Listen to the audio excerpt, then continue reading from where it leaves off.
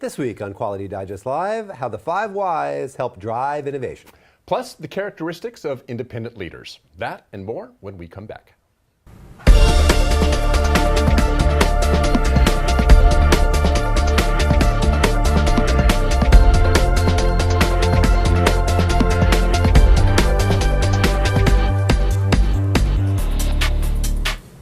This episode of Quality Digest Live is sponsored by Olympus, a world-leading manufacturer of innovative testing, imaging, and analytical instruments.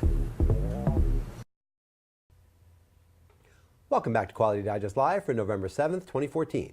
QDL is your weekly look at who and what is making the news in the world of quality. I'm Mike Richmond, publisher of Quality Digest. And I'm Quality Digest Editor-in-Chief, Dirk Ducharme. So you probably heard that the United States was almost annihilated by Ebola. I heard that. Did you hear that? From trusted sources. CNN, MSNBC, Fox News. Fox News. It was the end of life as we knew it, man. I mean, yeah, it was bad. Taking over the entire United States, we were all going to die. That's right. Okay, that's what it seemed like anyway. So, but I don't want to minimize it, but the fact is that a couple of people got sick here in the United States, of course, but the real problem is in West Africa, where there have been 13,000 reported cases of Ebola and more than 4,800 deaths, because West Africa hardly has the infrastructure to deal with this kind of problem. So finally, a news story that deals with that. We ran a story this week called Kaizen Blitz for Ebola Safety Solutions that came out of Johns Hopkins University. That was our headline, by the way, not theirs. I'm not sure Johns Hopkins knows what a Kaizen Blitz is. I don't know either, but But that is actually what they did, as we'll see. JPIGO, a nonprofit global health organization and also a Johns Hopkins affiliate, and the Johns Hopkins University Center for Biomedical Innovation and Design hosted an emergency Ebola design challenge to harness the brain power and the expertise of the Johns Hopkins community to develop ways to better protect health workers on the front lines of the Ebola epidemic in West Africa. So you would think that this might have been a bunch of doctors who got together. But actually, and this is what's interesting about it, the 65 participants included, of course, employees from Johns Hopkins medical institutions, schools of public health and engineering, and the Johns Hopkins Applied Physics Laboratory. But there were also representatives from the Maryland Institute College of Art, a seamstress, an architect, and a robotics expert. And the entire event was intended to help develop creative new solutions that can be manufactured and put into the field in West Africa in a matter of months, not years, because this is something that's running rampant over there and needs to be dealt with. So now, although, as I said, Johns Hopkins didn't refer to this as a Kaizen event or a Kaizen Blitz, it really looked like one to our editors. I mean, a definition of Kaizen Blitz is a focused activity on a particular process or activity. The basic concept is to identify and quickly remove waste. So this was a weekend event, and I believe it was on Friday night for 4 hours. Participants first were immersed in the problems that field workers were having in personal protection from Ebola. So, for instance, they were showed how the protective gear, the suits, the full body suits, were safely put on and removed. They also got an overview of existing personnel protective equipment used in a variety of different conditions over there. Then on Saturday, and this is the part that is really kind of caught our attention, on Saturday, 8 multidisciplinary teams, remember these weren't all doctors, they came, you had seamstresses, you had robotics people, you had architects, they were all formed into multidisciplinary teams, each focusing on a specific area of weakness of the existing personal protective equipment. Does that kind of sound familiar, multidisciplinary teams? The designers got to work with a lot of different supplies, including a lot of Tyvek, plastic sheeting, fabric, personal protective equipment, cooling devices, and of course, sewing machines. So the teams built and refined prototypes and got immediate expert feedback on their designs. And then on Sunday, a panel of judges selected 4 promising concepts to carry forward. So, this is kind of what we're talking about. This is why we thought of this as kind of a Kaizen Blitz. You've got this problem. It's immediate. It needs to be dealt with. And a lot of times these kind of issues do take years to get kind of hashed out and then rolled out into the field, and there's an emergency going over there. It's serious over there. Yeah. Unlike not so much here. By the way, little side. I did a little kind of thumbnail calculation. Okay. During the 10 or so days that the news media was like all in a flap over Ebola and all that, probably about, what was 100-day time? Probably about 1,000 people died of flu. Influenza. During that time, I mean, basic CDC rule of thumb numbers. Probably about 1,000 people died of influenza, which, by the way, is a lot more contagious than Ebola. Very much so. Just saying. Yeah, good point. So anyway, the problem is in West Africa. So it was kind of cool. So they brought this multidisciplinary team together, and they did basically what a Kaizen Blitz is all about. You know, you expose everybody to the current facts. So in this case, it's not a factory floor, but they had people who had been on the, quote, factory floor, field workers. The Gemba, The Gemba. Yeah, they basically brought the Gemba to them. Okay, this is what we do out in the field. This is how you put on your suit. Here's how it's taken off. Here's the problems associated with doing all that and doing it safely. Then they were able to run with those ideas. So they came up with 4 ideas that they're actually moving forward on. The first was cooling of protective equipment, the suits, to allow users to keep them on longer. I mean, you got to figure, typically these suits are used in a hospital, a nice air-conditioned hospital, and now you're putting on these full-body uniforms in Africa. Yeah. Where it's not quite as air-conditioned. Right. So that's an issue. People wanted to take them off. I mean, they couldn't work very long with these things. More rapid and safe removal of personal protective equipment, non-personal protective equipment like patient isolation units, and this one I think was the most important. Extreme low-cost and easy-to-use protective gear for those caring for loved ones at home. You got to remember, one of the problems in undeveloped countries is that most of the healthcare really takes place at home. I mean, these guys don't have access often to hospitals or medical care. Somebody gets sick, family members take care of them. So even once you educate the family members on how Ebola is transmitted, what have they got to protect themselves with, right? So the importance of having something low cost that can be distributed and that's easy to understand how to safely put on and take off so that you're not contaging yourself when you take the suit off. Getting that out into the field was really important. Actually, I think that was probably one of the most important things of the 4 that they had out there. So there you go, a Kaizen Blitz for a global health emergency. Yeah, absolutely, and cool. great to see the tools of lean being used in that way. I mean, and I like that. I like the fact that we internally kind of extended the Kaizen metaphor, kind of a metaphor, but really the Kaizen idea to what they're doing here, because it is a Kaizen Blitz in very many ways, and I think that was really cool that they did that, because it's a problem that needs to be solved, so good stuff there. All right, well, also in the news this week, NIST recently announced that application forms and guidance are now available online for the 2015 Baldrige Award cycle. This information helps guide potential applicants regarding the various stages of the Baldrige process, from details on changes to the program for 2015 and eligibility information through deadlines, forms, and fees. Essentially, this offers you everything you need to know to get involved with the Baldrige, and it's available online at www.nist.gov/Baldrige. And of course, the 2014 Baldrige winners are yet to be announced, but we're expecting to find out the results there before the end of this month. So keep your eyes glued to Quality Digest Daily and Quality Digest Live right here for all the details on the upcoming winners. Every November, we know that the people that win the Baldrige are announced. The site visits and the finalists have already been chosen, and they're probably making their final selections right now. I imagine we're going to find out very soon. Pretty soon, usually before the end of the year. Who the Baldrige winners are going to be. Meanwhile, the Baldrige criteria for performance excellence, which, as many of you know, really is kind of the beating heart of the program. That criteria is what people talk about all the time. They are revised every 2 years. The 2015-2016 criteria will be out next month, right before the end of the year, and you'll want to be on the lookout for that as well. And again, we'll cover that here and kind of detail any of the changes in the criteria on this show. Maybe we'll have some of the Baldrige folks back again. Maybe Bob Fangmeyer will come on. Sure. We'll talk about that. That'd be fun going forward. Okay. Get one of the Baldrige winners on. One of the Baldrige winners. That would be great. We did that last year. We can earlier this year. We can do it again. Yep. Well, all of this sets up the latest Baldrige posting, I should say, from Christine Schaefer, titled "Tips from Baldrige Award-Winning Organizations." It ran in Wednesday's issue of Quality Digest Daily. As many of you know, every spring the Baldrige organization runs their Quest for Excellence conference, at which is a gala award ceremony for the previous year's Baldrige Award-winning organizations.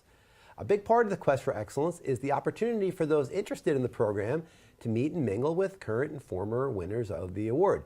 it's a celebration of excellence is really what it is. Sure. You can imagine there's great benchmarking opportunities there where you can kind of, again, meet and mingle with winners and find out what they did and how they did it and what their journey was like. And for anyone interested in the Baldrige, it's a great opportunity to really engage with those people, right? So that's what the Quest for Excellence is all about. In that spirit, in her article, Christine Schaefer shares some perspectives from various Baldrige winners gleaned at the most recent Quest for Excellence event that occurred earlier this year. She distills a lot of what she found down to some really, I think, insightful little nuggets about performance, excellence, and process improvement. Several of these little tidbits I thought were really intriguing, and I want to call out a couple for you right here.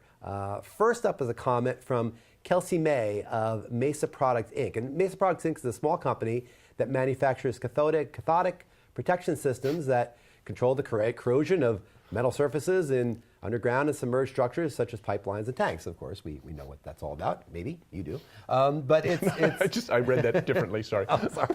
But it's what they do is they work with submerged tanks and storage systems. So Mesa won a Baldrige in 2006 as well as 2012. So in speaking about the importance of commitment to the Baldrige, May says, the Baldrige framework is a journey. You can see it right there where we're showing it to you. The Baldrige framework is a journey and one that will take you longer than you might expect. The framework isn't about an award or a temporary fix. It's about lasting, continuous improvement and a systematic structure for excellence. You will never master the criteria. Instead, you can use it every day, every month, every year, every month, every day to ensure that your organization is striving for excellence in every aspect. Really good perspective there. Another excellent perspective, this time on the nature and meaning of change and innovation, comes from Jan Englert, Principal of Quality and Safety at Premier Inc. And Premier Inc. is a healthcare alliance that won a Baldrige Award in 2010. Englert recommends that applicants understand that information is not necessarily the key to change. The key is not only to inform, but also to demonstrate the change and ensure understanding through accountability checks. Innovate to sustain the change. To achieve different results, you have to do things in a different way.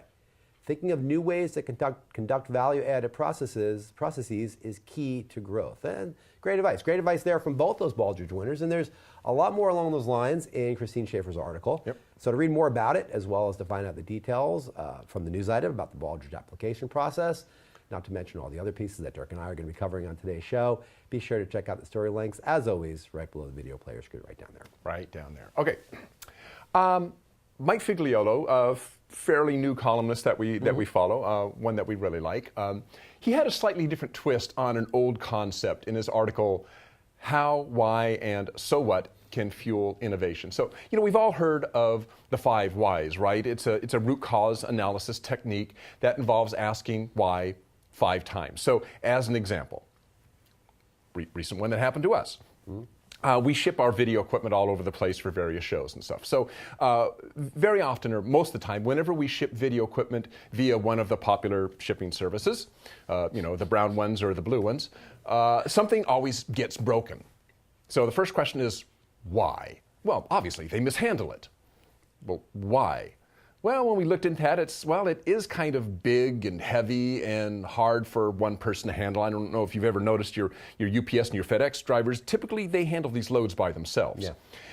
So why was it too big for one person to handle? Well, because our video equipment takes up lots of space and weight.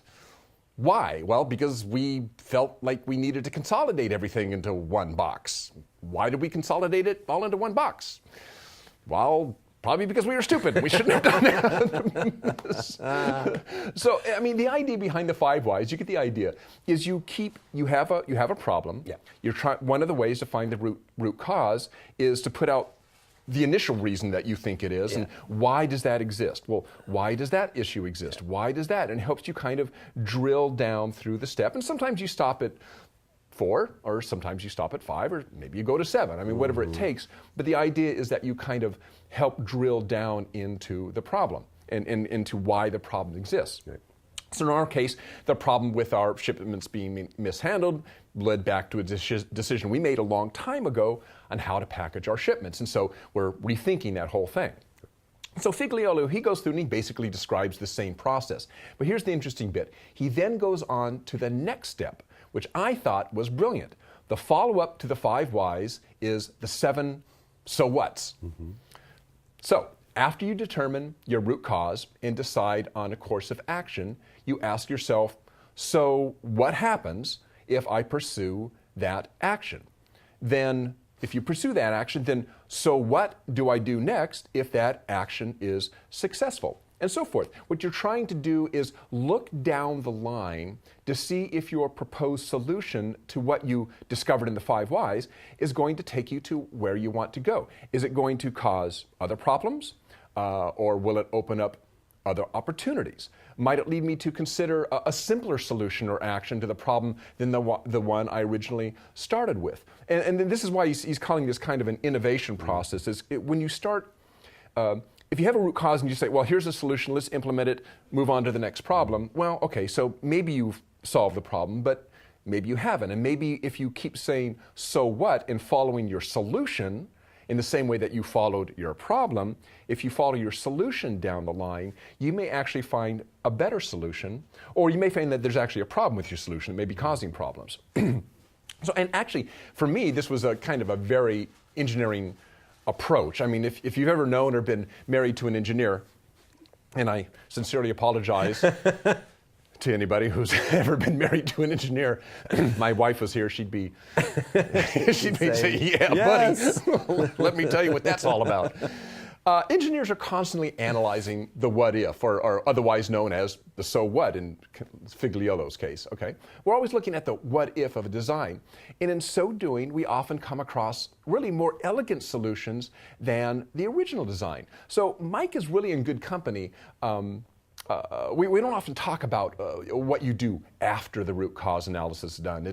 It's kind of wash your hands, we'll come up with a solution and walk away, that sort of thing. But no, now that you know the problem, you need to come up with a solution and think through the ramifications of that solution. So what helps you do that? This really struck a chord because I mean, as a ex-engineer, that's really what we do. You're given a problem, you come up with a solution, and it's just what we do. It's kind of like, okay, well, if I do that, then okay, well, it might cause that to happen, but okay, well, that's no big deal, or I need to fix that. And as you keep delving into it, sometimes you come up with a completely more elegant solution than what you started with, and that's innovation. It is, and that's the missing link here. This is the disconnect, I think, many times, is people look at 5 whys as an engineering approach, but to do it right, and if you do it right, it's going to lead to solutions further upstream and things that you can do that can maybe reinvent the entire process or reinvent the entire product in many cases, and you're going to discover that what you're doing isn't as good as what you can be doing. Right. And that's really important, I think. I think that's something that you really need to be aware of when you do that. So the 5 whys and the 7 so whats. That's right. All right, good stuff there. All right, so let's talk now about one of my favorite topics, leadership and the qualities that go into the making of a great manager. These also happen to be the key concerns of one of our regular columnists, Jack Dunnigan. Dunnigan's latest article, 7 Characteristics of Independent People, appeared in Monday's issue of Quality Digest Daily. As mentioned, Dunnigan likes to write about the qualities of leaders, usually employing a figure from history as an example. In this case, he refers to a well-known incident in the career of John Adams, one of the founding fathers of the American Republic. In 1770, as the American colonies were beginning to slide towards independence, there was an infamous, tragic occurrence now known as the Boston Massacre. A group of British soldiers fired upon a crowd, killing several citizens. The soldiers were brought up on charges of murder and tried in a Boston court. Their defendant, John Adams, already a noted patriot, later to be leader of the revolution, and eventually the second president of the United States. Now, obviously, given the emotions of the time, not to mention his own personal leanings, it took an enormous, really a superhuman amount of courage and independence of thought for Adams to do his job, and he did it really well. Most of those accused were acquitted. So, Adams needed to suck it up, right? He needed to do his job and forget about what his own personal leanings were and defend these people, and he did it. He did it really well. Courage and independence of mind are key resources for any leader, whether they be in the field of politics, military, or business. Like Adams, great leaders don't do what they do for money or flattery or because they crave validation or approval from others.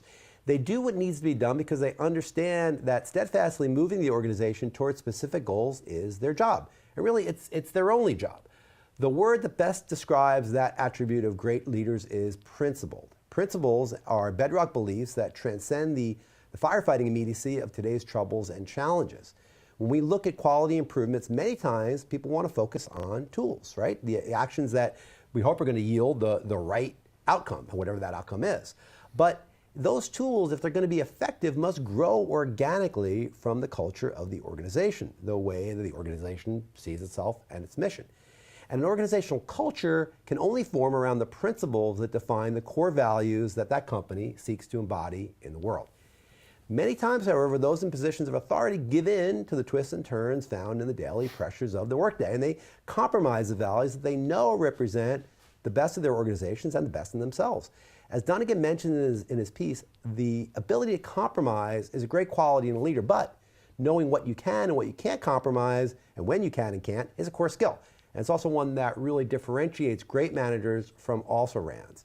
An independent thinking leader should never cut corners on the principles and core values that he or she has worked so hard to establish and communicate through the organization, because if you do that, you're going to destroy, that authentic base of information, knowledge, trust on which the company's built. So he should have sent this to Congress. I think so. How many? 500 and what do we? 538. 538. Yeah, the 538. All 538 should read this. Should read that. Well, I think as you can see, it all starts with principles. Leaders who are able to steer their companies by these principles without the distractions of the things that really don't matter are the ones that will ensure their organizations are consistent winners. That takes independence of thought and action, discipline and courage. John Adams is a great example of that, but you don't have to be a renowned figure in history to embody these characteristics. We can all do it, at least we can all do it better, and ultimately that's going to lead to the betterment of our organizations and the betterment of ourselves as quality professionals and efficient managers. And what strikes me there is this idea that we can all do that. Right? I mean, it doesn't matter who you are. Like you say, you're talking about congressmen, or you're talking about great figures in history, and of course they have to do that. But everybody can really take the responsibility to be independent and to do what has to be done, and not be so concerned about those little twists and turns that happen. I mean, stuff's going to happen every day. We know that. But if you can align yourself with your principles and the culture aligns with that, whether you're a leader or follower in an organization, you're going to help make that organization better. And I think that, to me, was what I took out of this, was that it's everybody's responsibility, not just leaders, to do that. Well, and the thing I think, and the reason I mentioned Congress, is I think most leaders aren't in this position where if they go with their conscience, if they do what they feel they should be doing, if they do what they feel is right, that they're going to lose their job. Mm-hmm. Some leaders, that might be the case. Mm-hmm. But even if that is the case, and this is why I mentioned Congress, your job is to do your job well. Yeah. And that's it. Yep. And if that means going against the system, if that means maybe saying something your constituents might not like, you might not get reelected, that's your job. Yeah. Yeah. That is your job. Yeah. And to me, I mean, and that is the problem, is I think, and not just in the political arena, but I think also maybe to a certain extent at work, whether you're the top boss or an underling, there's a sense that if I say or do what I feel is right, mm-hmm. I'm going to put my job or my career at some sort of endanger it in some way. Right. And I think that makes people reluctant to be that kind of leader that he's talking about. Right. It's scary. Yeah. I mean, honestly, it can be, but I mean that's the right way to do it. And whether it's voters or shareholders or whatever other stakeholders there are that you're supposedly reporting to, the higher goal, the higher responsibility is always to do what's right. Act like nobody's watching is what they always say. It's when true quality happens, is you do it when nobody's watching. And that's true. And that leaders especially have to be aware of that there's always a broader viewpoint here. There's always the view of history or the view of just what's right. And if you do what's right, it's going to work out right more times than not. Let me put you on the spot here. I mean, you're a historian. I mean, you've read a lot of American history mm-hmm. and stuff. I mean, when you look at leadership in politics through the history, do you see a point where that John Adams kind of attitude kind of went away to be replaced by get me hired again? It's actually funny you say that, because it did actually end with John Adams. Oh, that early, huh? It did, because George Washington was the only president we've ever had in this country who was not politically affiliated. He did not have a party. Okay. after Washington left the scene, there was the first schism in American politics between the Jeffersonians and the Hamiltonians, right? This idea that whether America was going to be an agrarian society or more of a business-oriented city culture. And Adams really ended up aligning himself more with the Hamilton wing of that party. So really, for the first time in 1796, when Adams was elected following George Washington, there was that first idea that now there was this idea that you weren't just going to do what's right, you're going to have to serve your party and what your party's platform was and appeal to the voters all the time. You always were running for something. George Washington never had that perspective because he was George Washington. He was like a deity, right? But following George Washington, others had to. So it was that early in the American Republic, I think, in my opinion. It goes all the way back to John Adams. So it's interesting it came back on that. But that's, in my opinion, that's really kind of where it started. Wow, interesting. Interesting stuff. All right. Well, in this week's tweet of the week. Tweet of the week. This actually kind of maybe kind of ties into what we were just saying here. This week's tweet of the week came from Dan Rockwell. Those who push for excellence offend those who accept mediocrity. And isn't that really what leadership is all about? A leader should be pushing for excellence, just like what we were saying, regardless of what other people say. And there are those who want mediocrity or want to appease. Another way to think of that is appease the masses. One way to appease the masses is to go for the middle road, regardless of whether you think that's the right route or not. And if you push for excellence, you're pushing the limits, and that offends people sometimes. Well, and again, I mean, knowing when to compromise and when you can't compromise is the skill. It's a great skill for leaders. And you do have to compromise sometimes, and sometimes you have to take what you can realistically get. But leaders should always strive higher, as high as they possibly can, within the framework of what the organization can and can't accept. So really, really good words there by Dan Rockwell. Thank you for that tweet. And you can follow us on Twitter, of course, at Quality Digest, and see all the tweets that we send out and we get. Okay, well, that's our show. But before we go, we'd like to give a shout out and a thank you to today's sponsor, Olympus. Olympus is a world-leading manufacturer of innovative testing, imaging, and analytical instruments that are used in industrial and research applications ranging from aerospace, power generation, petrochemical, civil infrastructure, and automotive to consumer products. Leading-edge testing technologies include ultrasound, phased array, eddy current, microscopy, and X-ray fluorescence. The Olympus product lineup includes flaw detectors, thickness gauges, automated systems, videoscopes, high-speed video analyzers, and microscopes for industrial and life science applications. That's a lot of stuff. So for more information... Big company. That's right. For more information, check out the banner ad just below or just to the right of this video player screen. And by the way, we just did a really good webinar with Olympus on digital microscopy.